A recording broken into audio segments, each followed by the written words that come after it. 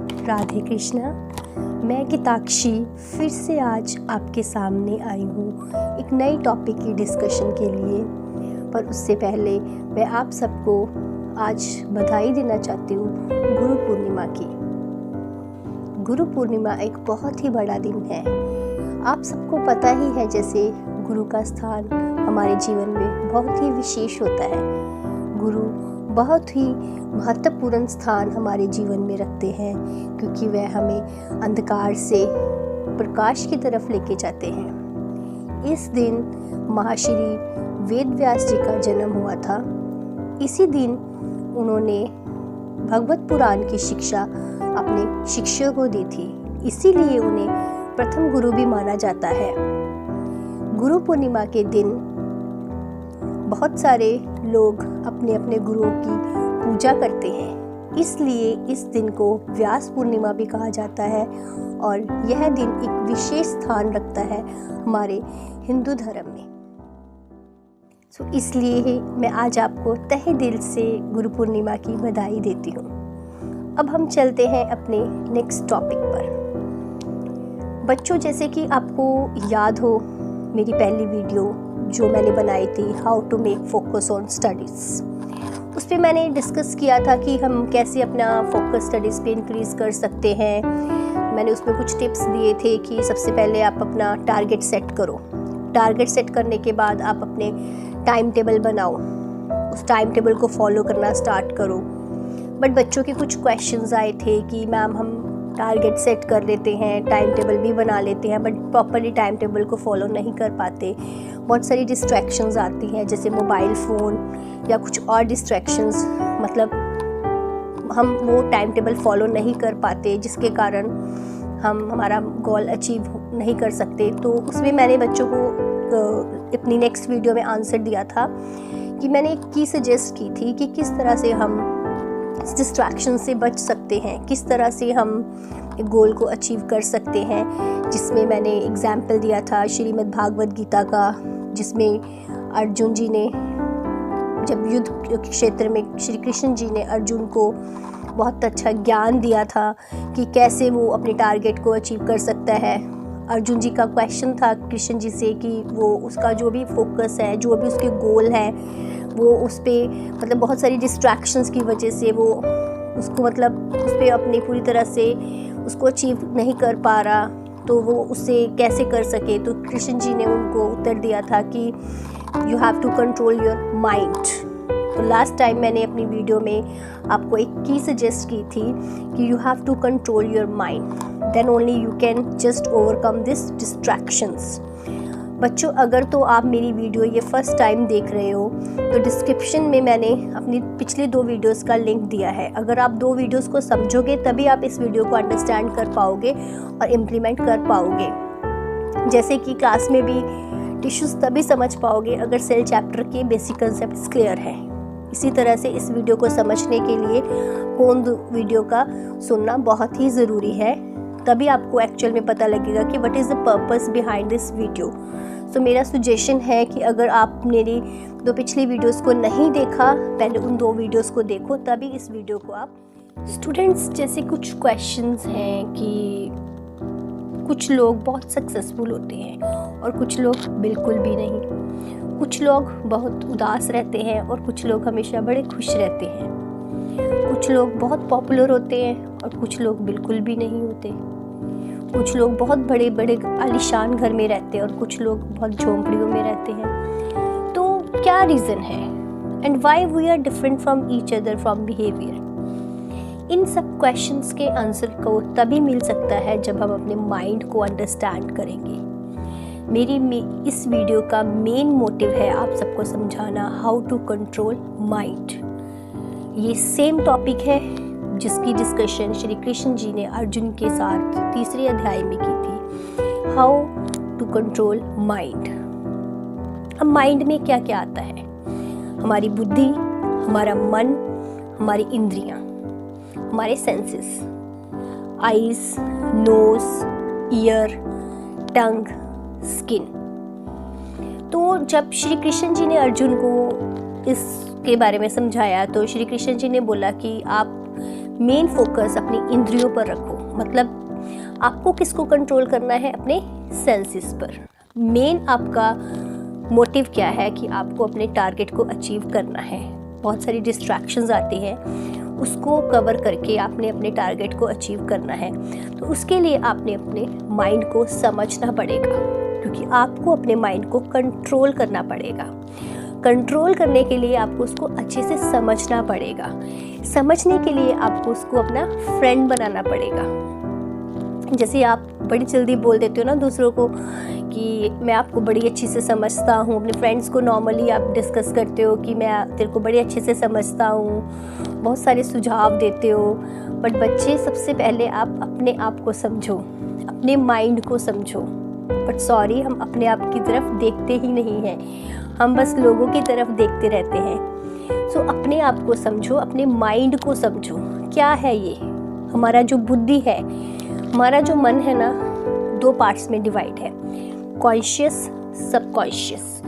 Conscious means बुद्धि, जो हमारा सिर्फ 10% वर्क करता है।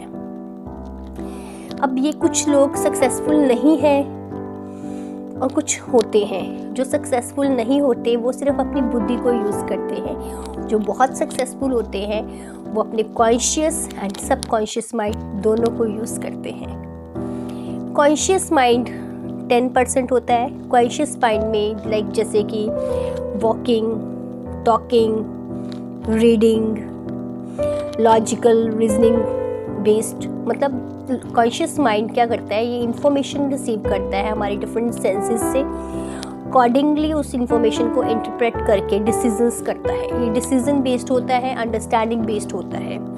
लाइक जो भी हम पहली बार कर रहे हैं, जैसे मैंने अपनी पिछली वीडियो में एग्जांपल दी थी कि जैसे हम फर्स्ट टाइम बाइक चलाना सीखते हैं कि कैसे बाइक चलानी है, कब ब्रेक्स लगाने हैं, फिर धीरे धीरे धीरे धीरे ये वर्क सबकॉन्शियस माइंड ले लेता है।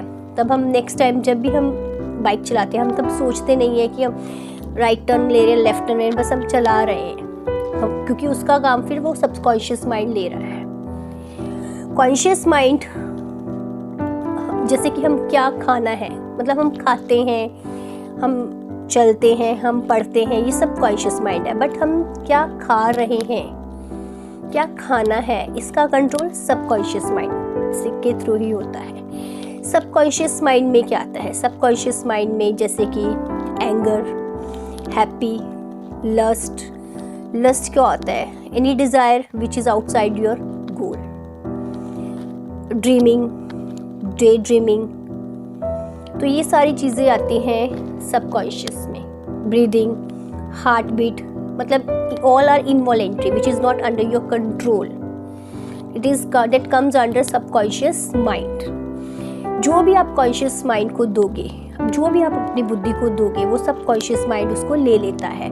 सबकॉन्शियस माइंड कभी भी सोता नहीं है, ना ही वो थकता है, वो वही लेता है जो कॉन्शियस माइंड दे रहा है। मैंने बहुत अच्छी एग्जाम्पल दी थी आपको अपनी पिछली वीडियो में कि मान लो टीचर क्या है? Conscious mind. स्टूडेंट्स क्या है? Subconscious mind.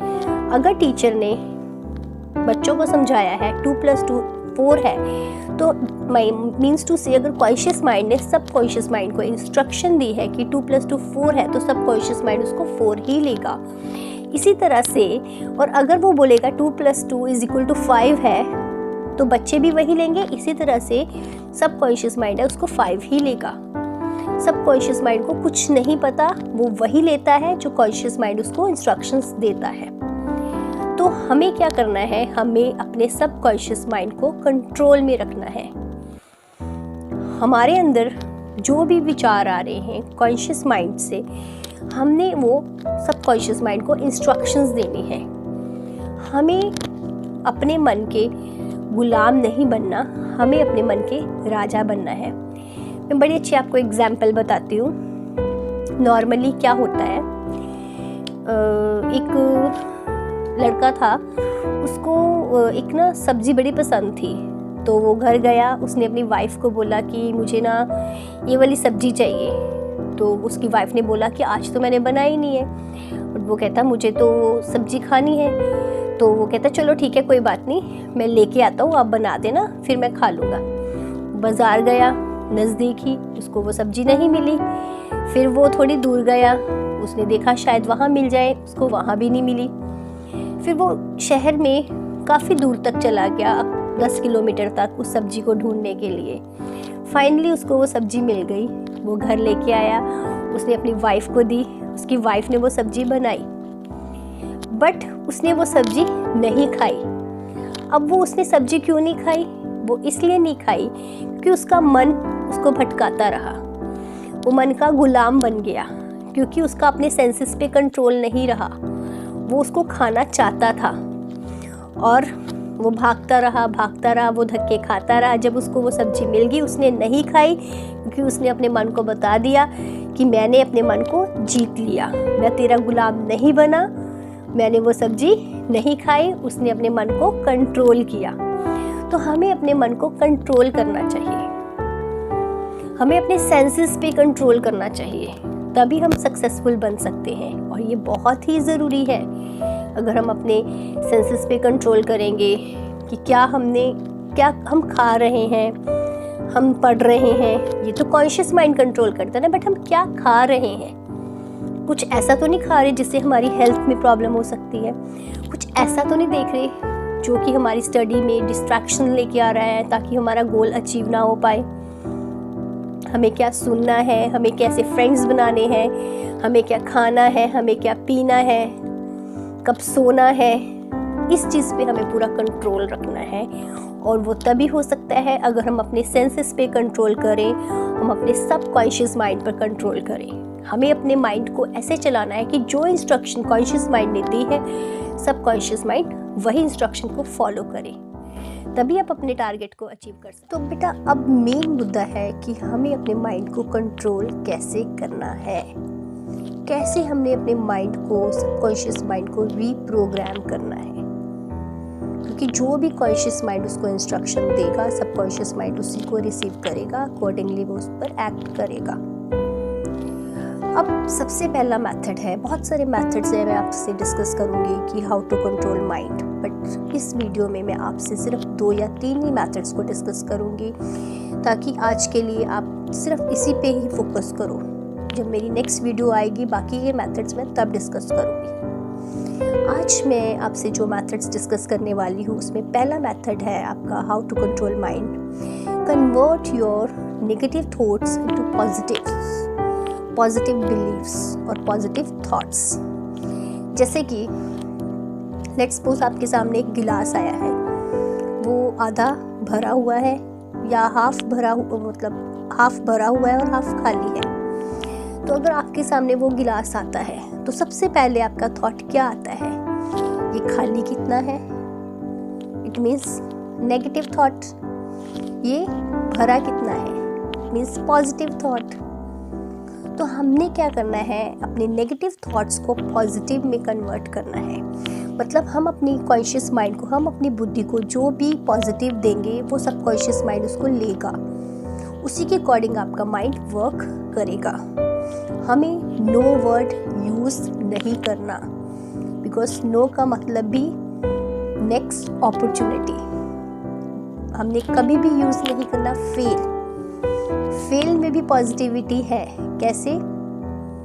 First attempt in learning. हमें नेगेटिविटी में पॉजिटिविटी को ढूंढना है।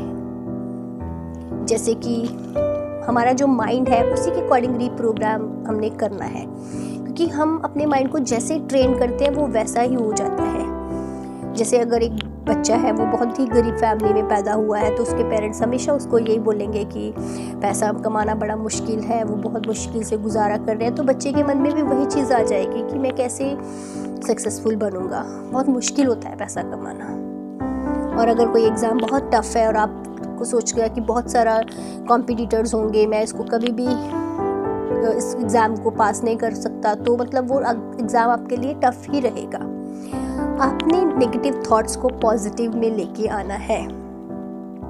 अब नेगेटिव थॉट्स कैसे होते हैं? लेट्स सपोज कि कोई लड़की है, उसका अपनी फ्रेंड के साथ कोई मिसअंडरस्टैंडिंग हुई है, वो बात नहीं करना चाहती, तो वो अपनी दूसरी फ्रेंड को हर टाइम वो वही बोलेगी कि मैं उससे बात नहीं करूँगी, अब मेरी ज़िंदगी में उसका कोई भी स्थान नहीं है। तो वो अब क्या कर रही है?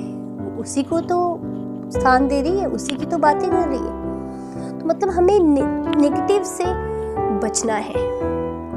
मान लो जब पेरेंट्स किसी शादी पे जा रहे हैं तो वो बच्चे को बोलते हैं कि हमारे साथ चलो, तो बच्चा अगर बोलेगा कि मैं नहीं जाऊंगा, इट मीन्स नेगेटिव। वो ऐसे भी तो कह सकता है कि मुझे घर में पढ़ाई करनी है। नो वर्ड को आपने यूज नहीं करना। You have to kill the word NO, no. You have to delete this word from your dictionary of life. No words, you have never use this word, no. तो अब मैं आपको कुछ और एग्जाम्पल्स देखती हूँ कि जैसे मान लो पायलट प्लेन चला रहा है तो एकदम से वो क्लाउड्स में फंस जाता है। तो वो जो भी पैसेंजर्स बैठे हुए हैं, अगर वो बोलेगा कि प्लीज़ अपनी सीट बेल्ट को टाइटली बांध लो और रिलैक्स करो, तो आप क्या सोचोगे कि वो हमें रिलैक्स करने के लिए बैठ के बोल रहा है, आप आराम से रिलैक्स करोगे। बट अगर दूसरी तरफ वो ये इंस्ट्रक्शंस दे आपको कि हमारा प्लेन क्लाउड्स में फंस गया है, बट अपनी सीट बेल्ट्स बांध लो, टेंशन की कोई बात नहीं है, बट क्या होगा, सभी टेंशन लेंगे क्योंकि उसने उस बात को बहुत नेगेटिव वे से बोला है। तो हमें हर चीज़ में पॉजिटिविटी को ढूंढना है। हमारे सामने बहुत सारे लोग आएंगे, पॉजिटिव भी नेगेटिव भी, और हर इंसान हमें कोई लेसन देकर ही जाता है। वो हम पे डिपेंड करता है कि हमने उससे क्या सीखा। पॉजिटिव जो लोग होते हैं वो हमें क्या देते हैं, क्या सिखाते हैं? वो हमें रिस्पेक्ट करना सिखाते हैं, लव, अफेक्शन। बट जो नेगेटिव होते हैं वो भी हमें सिखाते हैं। अब ये हम पे डिपेंड है कि हमने उनकी जो नेगेटिविटी है उसको लिया है कि उसमें हमने पॉजिटिविटी को ढूंढा है। जैसे कि पॉजिटिव क्या हो सकता है उसमें, जो नेगेटिव लोग होते हैं जो आपके साथ गलत करते हैं, आप पे चिल्लाते हैं, हमेशा आपको डिमोटिवेट करते हैं, गलत डायरेक्शन में लेके जाते हैं, उससे भी आप सीख सकते हो how to forgive, how to be patient, how to understand people. तो हर चीज़ में कुछ ना कुछ पॉजिटिव छुपा होता है। How to control anger. तो ये चीज़ें भी बहुत ही ज़रूरी है। इसलिए हमेशा ये कोशिश करो कि कोई भी नेगेटिव चीज़ है उसको पॉजिटिव में कन्वर्ट करो। हर जगह पॉजिटिविटी होती ही है। हमें किसी तरह की भी नेगेटिविटी को अपने अंदर नहीं लेके आना। हमें हमेशा पॉजिटिव ही सोचना है, क्योंकि आप जो भी फीड करोगे अपने कॉन्शियस माइंड में, सब कॉन्शियस माइंड उसी को लेगा, उसके अकॉर्डिंग ही वो ट्रेन होगा। और दूसरा मेथड है लिव इन प्रेजेंट। बट हम क्या करते हैं, हम हमेशा पास्ट में रहते हैं। जो भी हमारे साथ कुछ भी गलत हुआ हम उससे सोचते रहते हैं, या हम फ्यूचर्स की प्लानिंग करते रहते हैं और प्रेजेंट को ख़राब कर देते हैं। उस पर हम कोई किसी तरह का हार्ड वर्क नहीं करते और फिर हम एक्सपेक्ट करते हैं कि हमारा टारगेट अचीव हो। मैं ये नहीं कहती कि फ्यूचर के बारे में मत सोचो, उसकी प्लानिंग ना करो, प्लानिंग करो, बट लिव इन प्रेजेंट। क्योंकि आप जो भी एफर्ट्स करोगे फ्यूचर की प्लानिंग के लिए वो तो प्रेजेंट में ही होंगे ना। और पास्ट के बारे में सोचने का कोई फ़ायदा नहीं है। हाँ, जो भी गलतियाँ हुई हैं, आपने जो भी उससे सीखा है उसको आप आगे प्रेजेंट में यूज़ करो। जो भी आपने पॉजिटिव, नेगेटिव, जो भी आपने सीखा है उसको, किस तरह से आपने जो भी गलतियाँ की है उससे आपने क्या सीखा है। बट पास्ट को बिल्कुल छोड़ दो, हमेशा प्रेजेंट में रहो। जैसे कि अगर आप पानी पी रहे हो तो आप पानी ही पी रहे हो, अगर आप खाना खा रहे हो तो सिर्फ खाना ही खा रहे हो, अगर भक्ति कर रहे हो तो सिर्फ भक्ति ही कर रहे हो। तो इस चीज़ के लिए आपको मेडिटेशन करनी पड़ेगी, तभी ये मेथड इम्प्लीमेंट हो पाएगा, तभी आप प्रेजेंट में रह पाओगे। और मेडिटेशन करने के लिए आपको चाहिए कि डेली थोड़ा सा टाइम 10-15 मिनट या आधा घंटा आप निकाल लो मेडिटेशन करने के लिए। जैसे कि उसके लिए आप सबसे पहले कोई कंफर्टेबल प्लेस ढूंढो, कंफर्टेबल क्लोथ्स, लाइट सा म्यूज़िक, उसके साथ भी आप कर सकते हो। प्रॉपर कंफर्टेबली आप बैठो, आप अपनी आइज़ को क्लोज करो, then inhale exhale, inhale exhale. धीरे धीरे धीरे धीरे अब आपने अपने कॉन्शियस माइंड अपने सबकॉन्शियस माइंड को इंस्ट्रक्शन दे दी है कि किस तरह से आपने इस प्रोसेस को करना है।